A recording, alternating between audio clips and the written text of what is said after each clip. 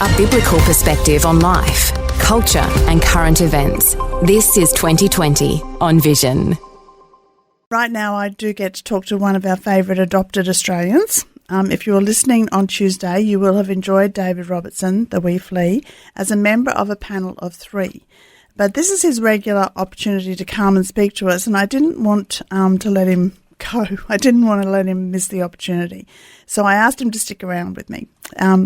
To be honest, it's his accent that I enjoy the most. No, that's not true. It's definitely your intellect, David. Welcome back to the program. Yeah, you mean it's not my sense of humour and my good looks and my dashing wit? All of it. All of it. No. I'm going to dive straight in. Listen, you go. Yeah, well, I was just going to say that before we dive into this, I'm very jealous of you speaking to Amanda Stoker. I don't know her, so say hi to her from me, but I've admired her from a distance and her stance on various issues. That'll be a fascinating conversation. Yeah, thank you for that, because that's an encouragement to people to stay on and listen as well, because I do think it will be a really good conversation. She's been, in federal politics, she's now in state politics, and really keen to sort of know what the difference is, apart from, I think she's got more time at home, which is nice for her. But David, one thing that we didn't get to when we talked with the panel, because it's just probably too big, and it had only just broken, to be honest, that day. So I'd already sort of laid out what I wanted to talk to you 3 guys about. But the stakes are pretty high with Trump's Middle East peace deal. I'm really keen to dive deep a little bit with that with you. I don't even know what to think myself, so I'm really going to be learning from you as we go. It seems as if it's like take it or leave it. We all are praying for peace in the Middle East. But if they leave it, Netanyahu is saying they will, in inverted commas, finish the job in Gaza. If we are to believe the media, Hamas is considering the peace proposal, but that just seems to me like it just seems too far-fetched, because Hamas would have to lay down their weapons. That just seems, wow, that would be amazing if that could happen. But I really want to get your take on this, so I'm just going to shut up now and listen to you.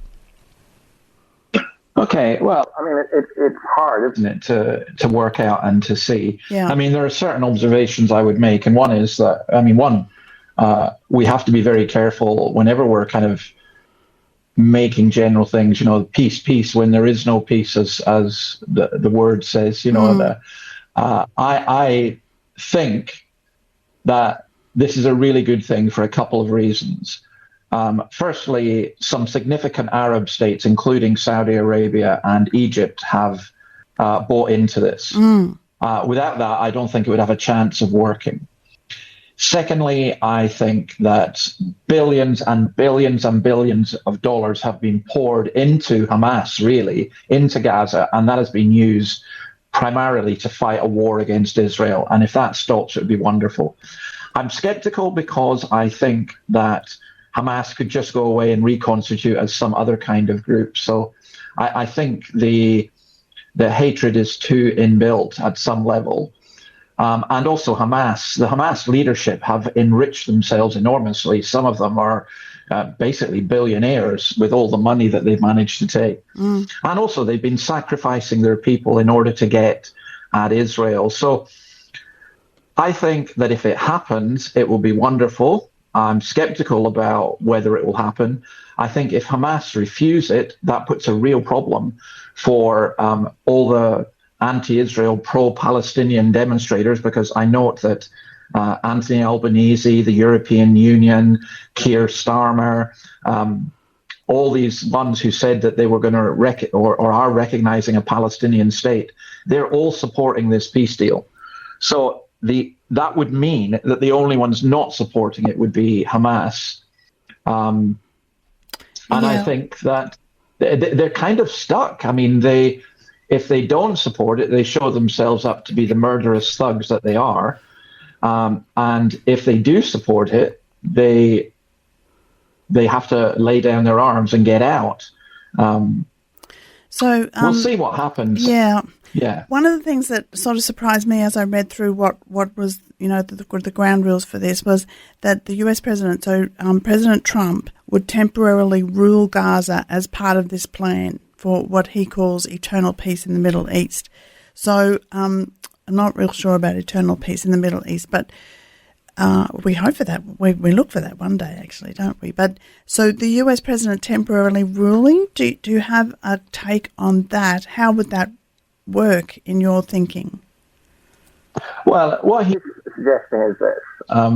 By the way, Donald Trump is full of bluster and hyperbole, and the greatest ever. Eternal peace, that's ridiculous, absolutely ridiculous. He's not going to get eternal peace in the Middle East. I mean, the only way that's going to happen is through Christ.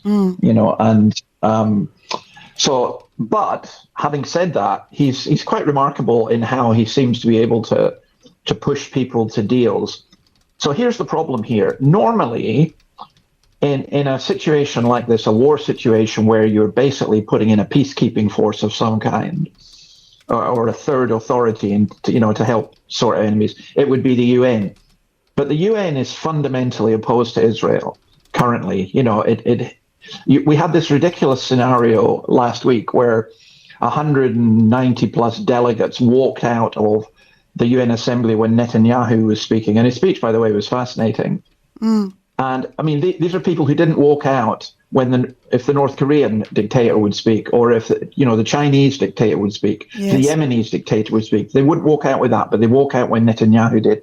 And they should be thoroughly ashamed, because Hamad, one of the Hamas leaders, I do a podcast and I've just put a clip on it where this man, Hamad, says the sacrifice of our people in Gaza is worth it because of the 198 diplomats who walked out. In other words, he said, we're prepared to sacrifice our women and children to get this. And I thought, and I still think, that it was absolutely disgraceful that Albanese and others gave Hamas what they were looking for, because I don't think that reduces the suffering. I think it increases the possibility of suffering. But now Hamas have kind of been, dare I say it, trumped by Trump, because they're now being told, you can have peace. You've got to release the hostages. You've got to do this. So I don't think it's like Trump himself will rule. In fact, I believe this delegation that's supposed to do it might even be led by Tony Blair, which I find unbelievable. But if it works, I would be extremely happy. So I think it's a very thorough proposal. I think the fact it's been accepted by everyone except Hamas at the moment, and they had said, I haven't seen much today, but they had been told they had 24 hours to give a response. Well, that's long gone. Yeah. So I'm not hopeful, to be honest. So why did you say you were shocked about Tony Blair being one of the ones who's working with Trump on this? Oh, I can't stand him. Sorry, it's just personal. It's just personal animosity. Yeah, Tony Blair, look, in many ways, you could argue. Well, he's a very, very, very good politician. I just think that what he did to the United Kingdom was dreadful. I mean, he's a globalist. He's a technocrat. He makes a lot of money. He makes a lot of money. I mean, in the United Kingdom, they're just about to introduce digital ID cards. And at the moment, it looks like his son is going to get the £250 million contract. And I find Blair, I mean, he converted, I think, to Roman Catholicism. But I don't find him remotely Christian at all. And just when I saw what he did to my own country, now other people will disagree and will see him as, a decent man who did a good job. I just don't see that. And also the idea of Blair running a small country in the Middle East, and this was the man who, to my view, took us to a war in Iraq, which had devastating consequences. And his idea, along with George Bush and others, that they could impose democracy on the Middle East still has consequences today. I think it was very, very foolish, and is at the source of a lot of our problems now. So I'm not over enthusiastic about him, but I must admit that's maybe there's just too much personal taste in there. Yeah, well, personal taste really does play into this, because I think from what you're describing with Tony Blair, Trump would be a really good mate for him, because I think what you've described as Tony Blair is certainly Trump as well. And we can like some of the things that Trump is doing and bringing, but I remember not that long ago, probably a few months ago now, there was a clip circulating that was obviously approved by Trump, and it was a clip of a gold statue, and Trump was the gold statue. Netanyahu and him were sipping a drink in Gaza, lying on a beach chair with women in Western-style beachwear. I mean, the whole thing was just so outrageous, but it almost feels like he's trying to make that come true. Like, that was awful, wasn't it? Yeah, it was. And, there's a hubris in there as well. Now, I think, this is a Christian radio station, and Christians have to be very careful that we don't identify us or even other people by their politics. My view of it in terms of a biblical perspective is that the Lord could use King Cyrus, King Darius and others. He could use Nebuchadnezzar, who were pagan kings. I don't think Trump is a pagan king. I don't think he's a believer, but you could argue that God has used him in different ways, and it would be just like the Lord to use someone like Trump to bring about at least a temporary peace in the Middle East, and that's what we hope and pray for. But you don't have to buy into all the hubris. There are aspects of Trump's character and statements, and to be honest, the lies and so on, that as a Christian, I'm saying, no, I'm out of there. I don't agree with that at all. But that doesn't mean that I don't respect him as a president, nor does it mean that I say that God can't use him. Several years ago, when he had his first presidency, I remember writing an article. I have this website, theweflea.com, and I remember writing an article, "Is Trump the Christian president or the Christian's president?" And it was so funny because on both sides, I had people utterly condemning me for not utterly condemning Trump. And I had people utterly condemning me for not utterly praising Trump and not seeing him as the Messiah. And I just thought, we're not like that. But I would say with this deal, this really does, in a sense, play to his strength, because in one sense, he's so outrageous. He doesn't go along with the normal conventions. And I think that's what's needed to break this logjam. And I think he's now put Hamas if he was a poker player, he's played a very good hand, because he's now put Hamas in a very, very difficult situation. Yeah. They cannot continue to claim to be victims if they've rejected a peace deal which stops Israel taking control of Gaza, which is what this peace deal does. That's why some of the more extreme people in the Israeli government are horrified at this. Yes, I read that because they want to take over Gaza. Yeah. I read that some of the ministers are horrified by it. I'm totally aligned with what you're saying, and I can just say amen to all of that about Trump and the politics and everything. One of the interesting things that I read as well about this was that Italy's Prime Minister, Giorgia, said in a statement that the proposal could represent a turning point in this process. And what she was talking about was that she has said that Hamas must have no role in the governance either directly or indirectly or in any form. So Hamas are not going to like that, are they? Because they use this fear over the people of Gaza to actually rule. They are ruling, even though they're not they're not the elected rulers. So is there, do we have, that's a really great aim, but again, is that going to be one of the blockages, that Hamas can have no rule, no governance in it directly or indirectly? Oh, Hamas can have no governance because Hamas's constitution has in it not only the eradication of Israel, it's not just about the liberation of Gaza, but the eradication of Israel and the killing of Jews. So when people chant from the river to the sea, Palestine shall be free, what they mean is free of Jews. And Hamas's constitution includes in it a hadith that says, if you see a Jew hiding behind a tree or a rock, kill them, So no, Hamas, there's no way that Hamas can have any say in this whatsoever. So Maloney is right. She's got more guts than most Western leaders because, you see, Keir Starmer, Albanese, Kearney in Canada, all said, we'll recognize Palestine and Hamas can have no part. But they had no means of bringing that about. You can't say we recognize a country and then we're going to tell you what the government should be. And she refused to recognize. And it's very interesting what happened in Italy, by the way, which shows you how these things work. There have been strikes, there have been riots, and so on, in order to pressure her to recognize Palestine. And that's what's going on here. Now, again, there's a fascinating thing here. Francesco, who was the UN ambassador for that area and was fired because of things that she'd said. She's going around as some kind of hero right now.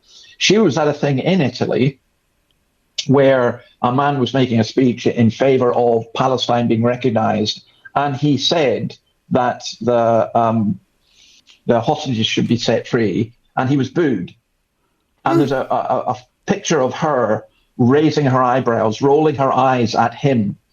And in another speech around the same time, she said that, we don't condone terror, but these terrorists are enabling a global revolution and a new freedom movement and all that kind of stuff.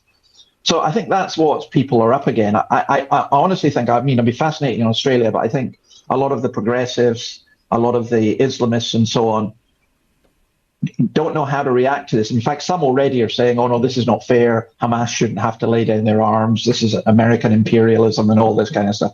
So when they talk, oh, we want to prevent suffering in Gaza, I'm thinking, no. If you want to prevent suffering in Gaza, you'd really push for this peace deal. If you encourage Hamas, what you're encouraging is further sacrifice of women and children. And it is sacrifice, and Hamas call it sacrifice. And they say their sacrifice is worthwhile. So we shall see. We can only hope and pray. But I do have to admit, as people may have gathered, I've at times been critical of Donald Trump. But there are other times you praise people as well. And I think this is a marvelous initiative on his part. And the fact that so many people have signed up to it is quite astonishing. So I'm going to ask what is a naive question, and it's coming sincerely from me. When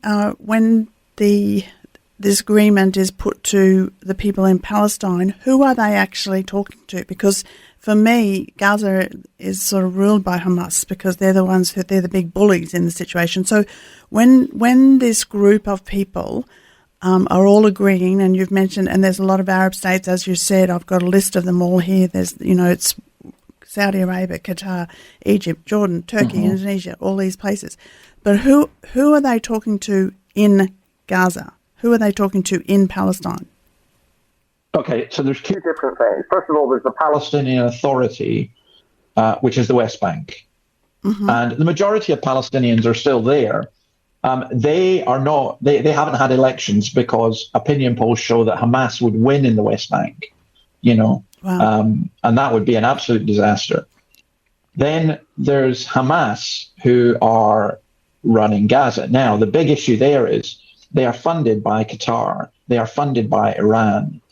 And if Saudi Arabia, Qatar withdraw their funding, then Hamas are in enormous trouble.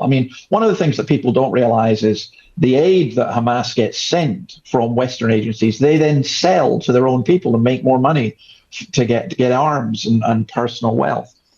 So Hamas are the ones who will have to agree to lay down their arms. And if Hamas don't, there'll be a bloodbath. Yeah. And I think that will be on Hamas.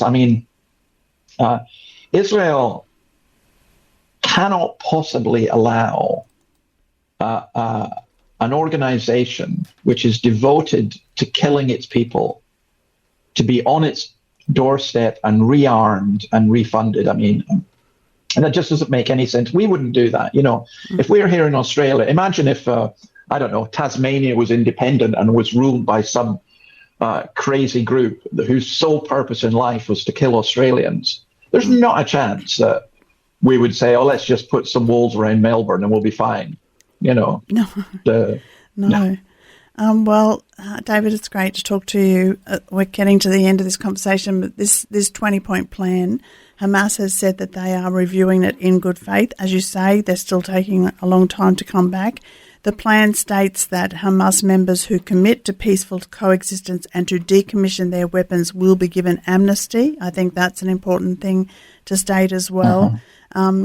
But certainly I'm praying that there will be peace in this instance, but it certainly worries me as well that Netanyahu will finish the job and there will be innocent women, children, people killed again if this peace deal isn't accepted.